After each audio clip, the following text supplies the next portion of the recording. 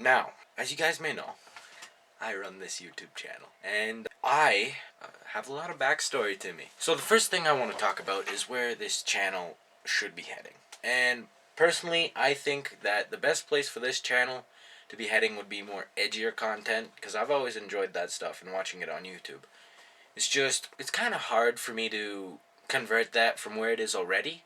So you can get a little bit of a sense of edgy content on my previous videos already, just with the jokes and stuff. Well, the endings really, because I don't really have any jokes in there.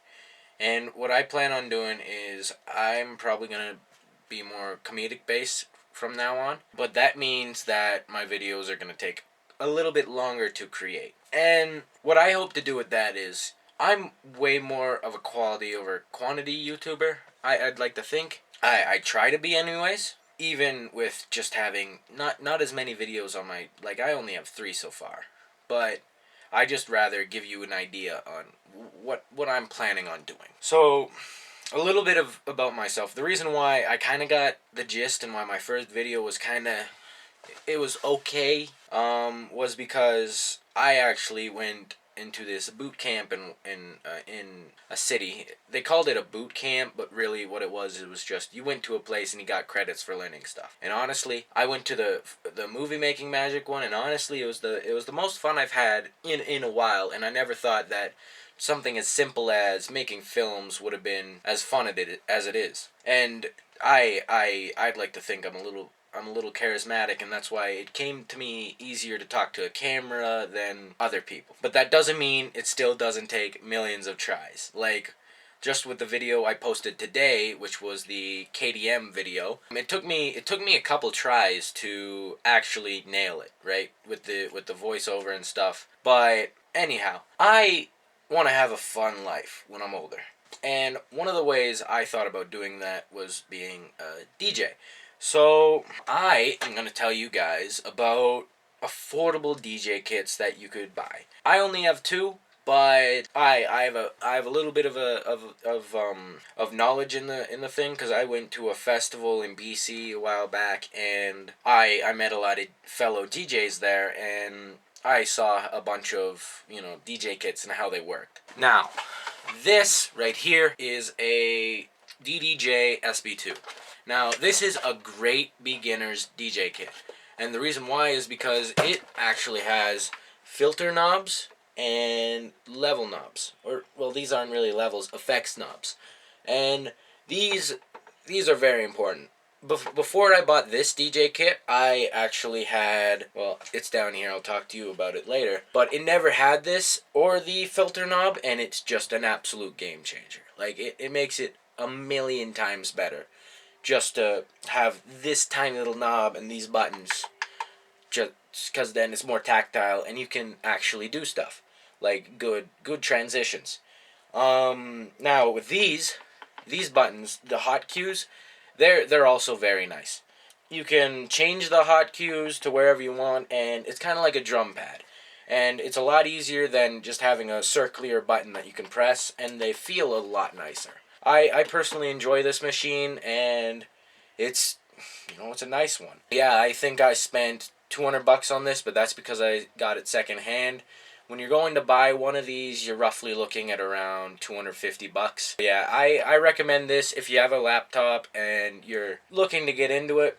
The thing is about being a DJ is there's a common misconception. I had this misconception when I was first doing my DJ stuff. Is that I always thought that when you're a DJ, I thought it was 24/7. You were doing everything. You had to make everything sound original. But really, a lot of DJing is playing the music. And it took me a lot longer to figure that out than what it should have. Now, I have another DJ kit that was my first DJ kit. And this one you want to use if, you don't have a good enough laptop that, if you have a Chromebook in it and nothing really works on it, right? This is a DDJ WeGo 2. And as you can see, this is the ultra portable setup. All you need is one of those old printer cords that you use to power up your printer, and also one of these special cords that come with it. And what I love about this machine is you could connect it straight into your iPhone with the DJAY app. I really enjoy this machine, and I use it whenever I am traveling and I can't bring my entire laptop and setup with me. It's tactile. It's very portable, very light, and you could literally just whip it out, attach your printer cable to a power bank, and attach it to your iPhone and jam out for like 2 hours. What I was talking about with that one, how, you know, I enjoy having the filter knobs. If I hadn't used this one first, I probably wouldn't, you know, bat an eye at the filter knob. Because with this one, it doesn't actually have a filter knob. It just has these 3 knobs, and I love the effects on the DJI SB2, because the effects on that one is just a knob, and you could do it whenever. The problem with this one is the effects are buttons. And the thing is about buttons is, even if you couldn't adjust the knobs, I'd probably still be able to use them. But the way they did it, the way they made it so you had to adjust the knobs on these, well, it made the effects knobs basically unusable, in my opinion. So what happens is, when you click the FX knob, the pad lights up, and you use the pad to control the knob. Now, you may be asking, how is that bad? Well, the problem I have with it is that when you're trying to do a transition, you usually use the echo quite a bit. And, well, a common thing you could do with the echo is you turn on the echo and you spin it back, right?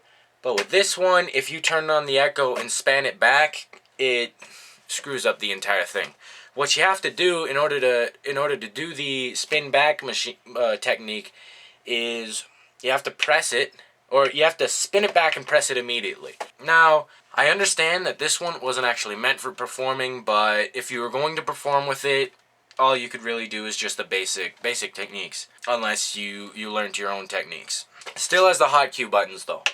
But the difference between these hot cue buttons and the other ones is, as you can see, they're circular, and these other ones, they have, you know, they're square and they're like drum pads. But the difference is, this has a sampler, right? So if you turned it on and then you click the button, you could sample a small part of the music, and then whenever you could press that, right? And it wouldn't go back, it'd just be, you press it and and then the loop's a little bit different. I kind of wish they did the loop on this one the same way they did the WeGo 2, right?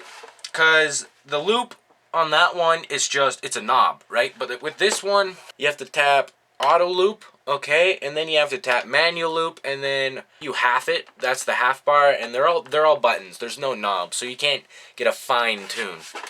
But it still works the same if you're not really caring about it too much. But those are the 2 most normal, the 2 most cheapest, I guess, DJ pads or DJ kits. And honestly, if you're just starting, I recommend the WeGo 2, because you can use it more, and it's easier to get the gist. But this one, it's more of actually a performance, you know. This one you could use if you're going to do a set, and it may be small, but it's still usable. And the thing is about a DJ kit, you could be a DJ just with the laptop by itself. It's just the reason why DJ kits are so liked is because they bring a tactile sensation, and it makes it so that it's a lot more usable. Because on your laptop, you have tiny little knobs, and you have to click it and move it. But with those, the knobs are tactile, and they're there. They're actually there. And that's why people much rather use DJ kits. But personally, if I was giving you recommendation, I would download a free DJing software first, because these are $300, and that's still expensive. Just bottom line, you know, you wouldn't want to get a $300 PlayStation and never use it. And this is worse, right? At least with a PlayStation, you could sell it back. With a DJ kit, sell to someone else. But I recommend, if you're going to get into the DJ industry, or just try to start and see how you feel, midlife crisis or whatever, just get a free program first and try to learn off that. Because I guarantee, once you learn off that and then you go to one of these more tactile solutions, your life will be a million times easier. But yeah, those are my recommendations on what you should do if you're gonna try to get into the DJ industry. And I actually haven't been able to get my first set yet because of this whole quarantine thing. But I plan to take my set as soon as quarantine's over, and I'm gonna blow everybody out of the water. And that's the biggest thing. You have to have faith in yourself, and you have to be confident, right? You have to have the willpower to keep pushing, even if it feels like you're getting nowhere.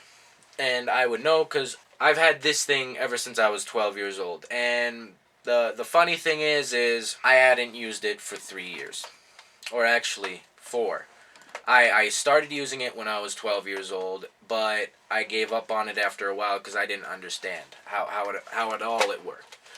But now that I look at it, and now that I know what DJing is, then it's just, here it is. It's literally just looking at it and pressing buttons. I don't mean to undermine other DJs who are better than me, but some DJ sets out there are like, the entire time it's something different. Like if you look at DJ Carlos, I think his name is, he won the Red Bull Freestyle DJ Championship, and the entire time, like, he was using wordplay, he was using echoes, he was using everything. And honestly, I look at those for motivation. Don't look at like the huge DJs like Marshmello and look at their salary and be like, oh, why ain't I making that? Because the chances of you making that is slim. Because if you're a DJ and you want to be famous, you have to become a producer as well. Bottom line. And a producer is the person who actually makes music, right? So that's how Avicii and Marshmello and all them, that's how they got really famous, because they made very famous songs and very likable songs. And if you want to be a famous producer, you have to make house music if you're going to be DJing with it, because that's how most people get famous, like Marshmello and all them. It's house music. And that's more like Took a Pill in Ibiza but the Siebe remix, right? And that song was famous when it came out, right? It's also like Avicii, any of the Avicii songs, really. Those are my recommendations if you're going to try to be a DJ.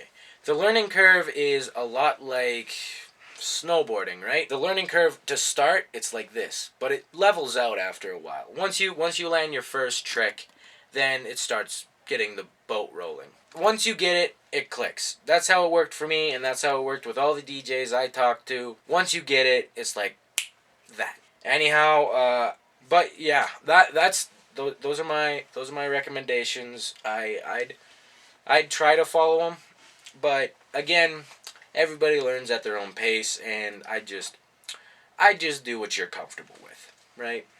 Some DJs are just basement DJs, right? They don't DJ for anyone, they just DJ to have fun. And I think I respect them more than I respect DJs who go and perform and make millions of dollars, because the DJs who have fun are the DJs that you want to be around, and they're the DJs that they probably know quite a bit more techniques than even the best DJs, just because they're not afraid of doing anything new.